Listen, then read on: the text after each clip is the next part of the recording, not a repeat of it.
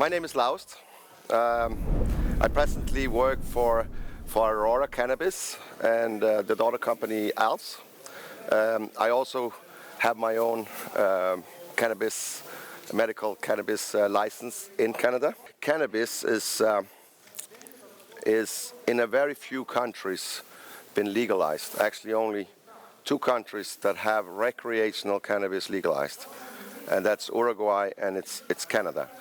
And Uruguay was actually first. Canada came in last year in October with full legalization of recreational cannabis. It's a very growing market all over the world. About 35 countries already have some form of legalization of medical cannabis. The potential revenue that there is in cannabis worldwide right now is over $350 billion. So this is a tremendous market out there to grab. There's 250 million people that's using cannabis on a daily basis worldwide. This market is building up. So legal licensed producers are expanding. They're building greenhouses. They're building buildings, warehouses, and producing. And at the moment, we see 100 to 200 hectares going up, and this is going to expand to probably 400 or 500 hectares in just very few years. The capacity of the greenhouse builders is at the moment the limiting factor. When cannabis kind of come out of the black market, it is mainly smoking. It's mainly flowers for smoking, and it's probably like 80% flowers and 20% other products. But we see in some states of the U.S. and also seeing it now in Canada that shift extremely fast from having 80% smoking to maybe only 20% smoking, and a lot of other products are coming in. It can be edibles, it can be lotions, it can be a product you buy with your beer. Kind of cannabis is cannabinoids in 2 different kinds. So we have the THC that we get impaired, we get drunk, whatever we want to call it, and then we have CBD that is also another cannabinoids in the cannabis plant, and it's genetically you can have a CBD variety or a THC variety, but the CBD market seems to be something that have a tremendous future. The black market was mainly with production of cannabis in basements, in the forest, in a shed or whatever, wherever they could put their plants, and it was hidden, and nobody knew what they knew what they were doing, but they didn't. It gets kind of streamlined in for how to produce this in a good way. Today we are going more to a mass production market to supply this enormous market of consumers. Canada, for the legal market, it's very important that we grow it in a pharmaceutical way. So getting the license, there's extremely high expectation to how you grow the products.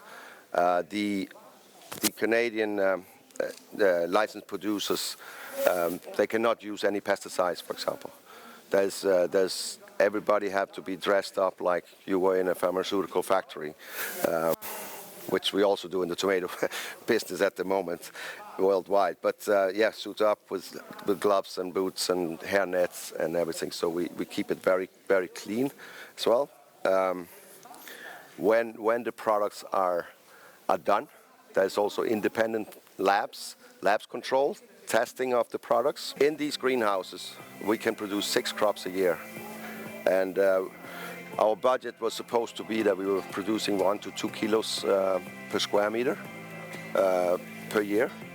And the reality was actually that we came up more to like a 3 to 4 kilos per square meter per year, which is tremendously. So a quick calculation, it's a little bit better than sweet peppers or paprikas or tomatoes or cucumbers.